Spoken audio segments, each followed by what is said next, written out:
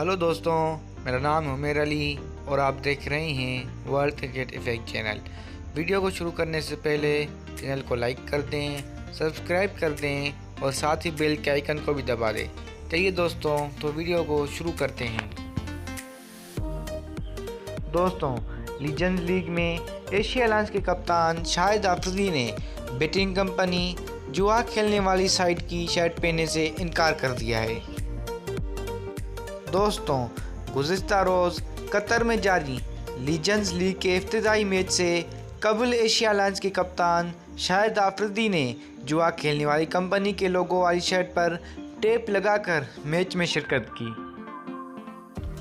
दोस्तों, इंतज़ामिया की जानिब से जुर्माने के सामने का इम्कान होने के बावजूद शाहिद अफरीदी ने जर्सी का लोगो छिपाया। दोस्तों, एशिया एलायंस ने इब्तिदाई मैच में इंडिया महाराजा को 9 रन से शिकस्त दी थी। इस मैच में मिसबाह उल हक ने 50 गेंदों पर 73 रन की मैच विनिंग इनिंग खेली थी, जिसमें 6 छक्के और 2 चौके शामिल थे। दोस्तों, कैसा लगा आपको शाहिद खान अफरीदी का ये अंदाज?